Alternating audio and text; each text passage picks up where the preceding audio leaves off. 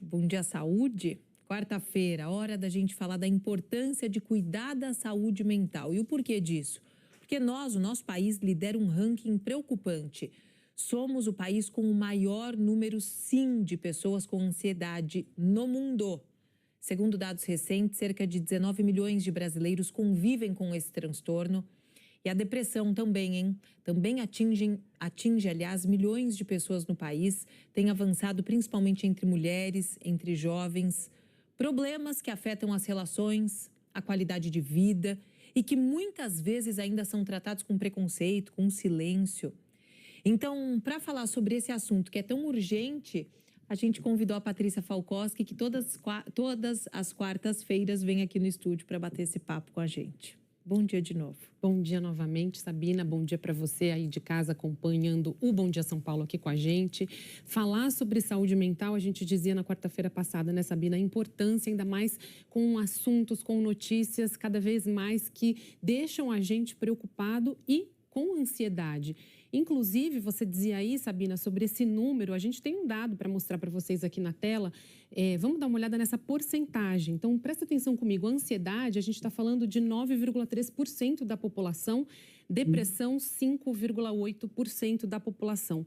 Muita gente, Sabina, acabou perguntando por que, né, falar de ansiedade, quais são os sintomas, como a gente faz para identificar. Então, é importante já dizer que quando a gente está falando de ansiedade, a gente está falando, por exemplo, de taquicardia, a gente está falando daquele assunto, daquela preocupação excessiva, a pessoa não consegue dormir, não consegue fazer as atividades, fica muito, muito preocupado, chega a suar, frio, sabe aquele suor, aquela gastrite que dá? Então, aquele nervosismo, a preocupação com o futuro, como é que vai ser a minha vida.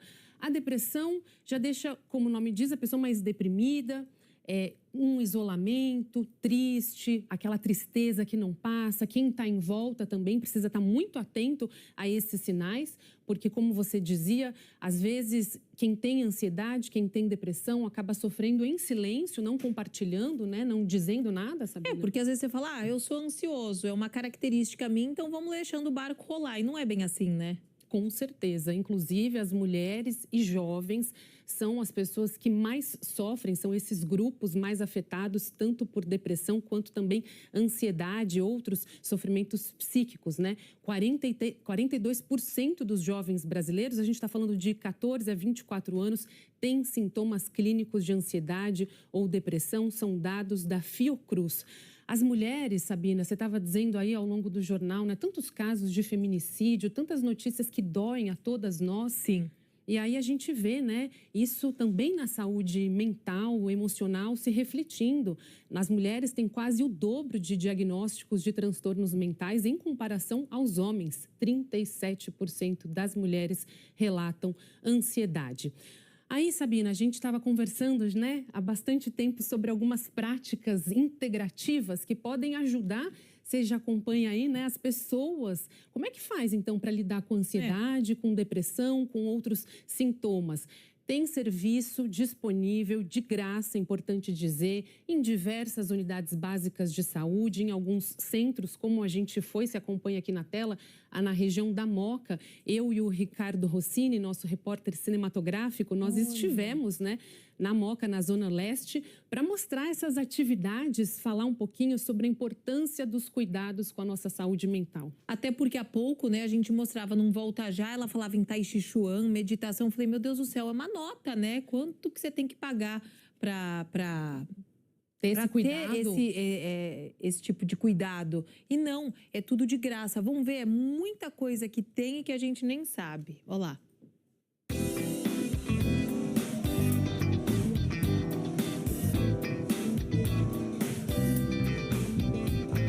Dança, música, yoga, tai chi são algumas das práticas oferecidas aqui no Centro de Convivência e Cooperativa, na Moca, Zona Leste da capital. E quem participa procura menos ansiedade, dor, insônia e mais qualidade de vida. Eu senti uma diferença considerável após a vinda a descobrir esse espaço. Com essa prática, eu me sinto feliz e amorosa. já é o bastante para você ver o quanto é benéfico estar aqui. A Regina do passado era uma coisa muito triste, era um ser muito deprimido, era um ser que não acreditava em absolutamente nada. A minha saúde está ótima, porque primeiro o ser humano tem que começar a se conhecer, começar a colocar na sua mente que você é um ser nesse plano e que você tem que se cuidar.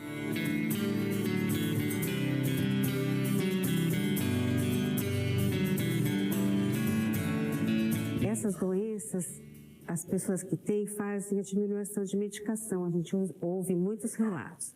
E inclusão social. A pessoa estando tranquila, ela tem esse discernimento, né, para tomar as decisões mais efetivas da vida dela. Então a gente percebe isso e é uma coisa natural. Eles vêm contar para a gente os benefícios que todas essas práticas fazem.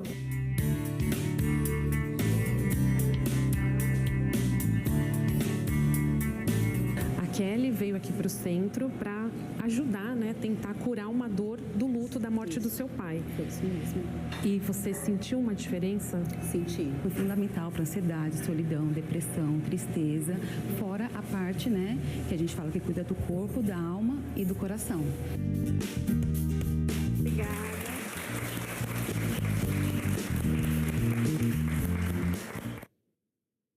Muito legal, né, Sabina? Tem aromaterapia, o pessoal falando massoterapia, yoga, dança circular. Como é que faz para a gente participar? Eu chego lá no UBS...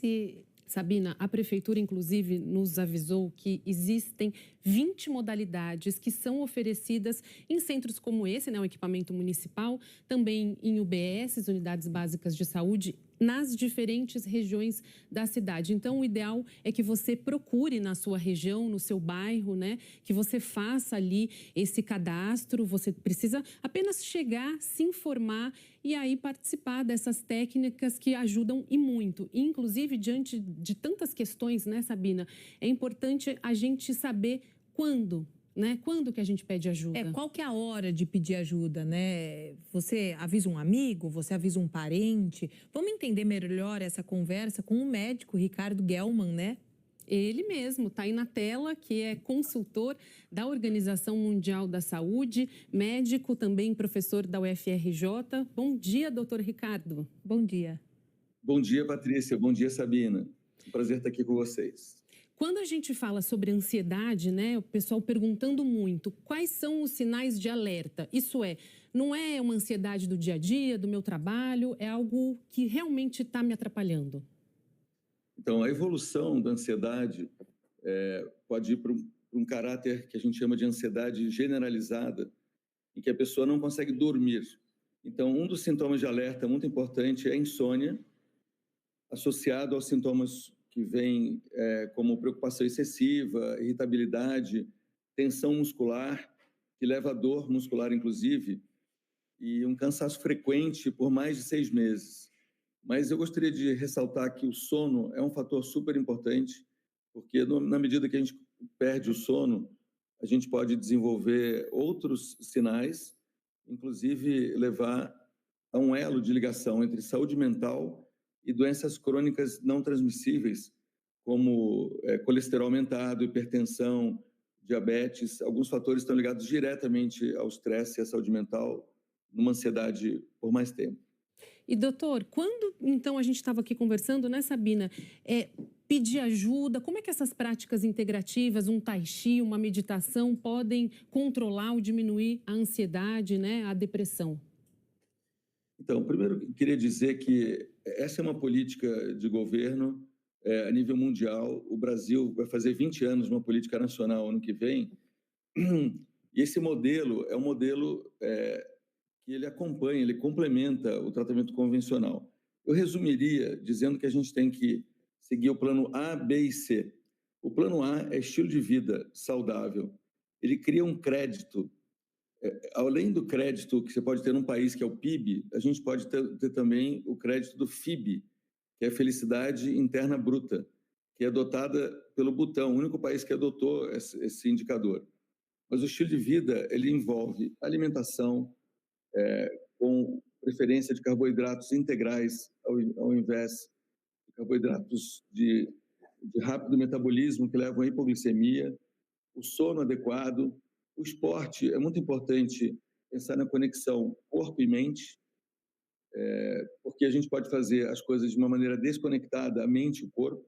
A gente está falando aqui de uma oitava acima, é você estar conectado durante a atividade. Meu esporte aqui em São Paulo é canoagem havaiana, na raia da USP, mas a gente tem modelos fantásticos. Então, primeiro, estilo de vida.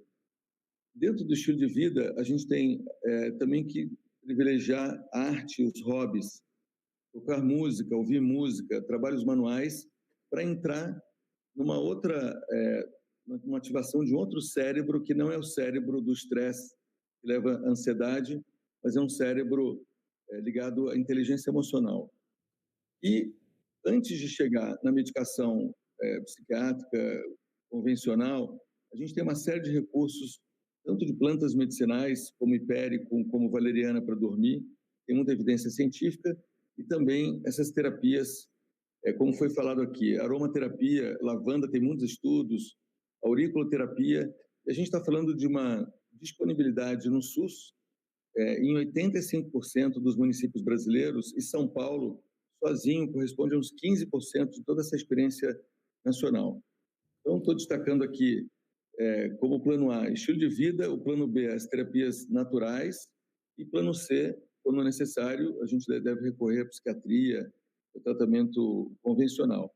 Ou seja, o modelo não é alternativo, o modelo é complementar e integrativo. E, doutor, a gente tem algumas perguntas, Sabina, dos telespectadores, justamente sobre ansiedade, sobre depressão.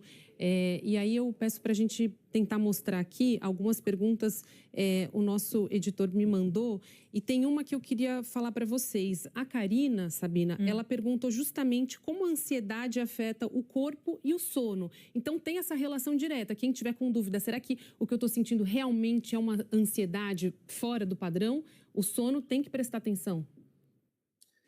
Acho que a gente tem que entender essas correlações entre mente e corpo, entre saúde mental e saúde física.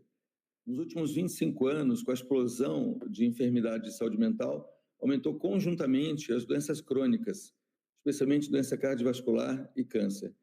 Se a gente observar, um dos grandes fatores de aumento de colesterol, por exemplo, é o próprio estresse. O cortisol, que é o hormônio do estresse crônico, ele aumenta o colesterol, ele aumenta a pressão arterial, e dentro desse mecanismo a gente tem um fator protetor, que é o sono. O sono é o maior momento do dia em que a gente ativa o sistema nervoso do relaxamento. Como é que a gente pode, durante o dia, se proteger e criar esse crédito? Através da respiração. O grande segredo que eu quero dar a dica para vocês, quem está no engarrafamento nesse momento, quem está na fila do banco, quem está preocupado com as contas a pagar, o segredo é expirar. Na inspiração, a gente não relaxa, mas na expiração, quanto mais profunda, você consegue, em 5, 10 respirações, se você conseguir fazer isso agora, e após 5 respirações, você sentir que a tua saliva ficou mais abundante e doce, saiu uma pequena lágrima nos olhos, e tua mão e pé esquentaram, é porque você ativou o sistema nervoso parasimpático, o sistema nervoso do relaxamento. Essa talvez seja a grande dica que o Oriente trouxe para o Ocidente e que se manifesta como uma prática integrativa chamada meditação. A base da meditação é respirar, mas a gente não precisa chegar tão longe. Se a gente conseguir ativar o parasimpático durante o dia, não depender só do sono, você vai ter o melhor sono à noite e de dia você já vai compensar. Então, essa é uma dica prática bem importante e que é um elo de ligação fundamental. Doutor, são tantas as questões, tem alguém perguntando como controlar a ansiedade nas crianças. Se a gente conseguir responder essa, porque o jornal está chamando essa cidade maluca, né? Nos chama, mas só para a gente contemplar, inclusive, a mensagem de quem acabou de mandar, rapidinho.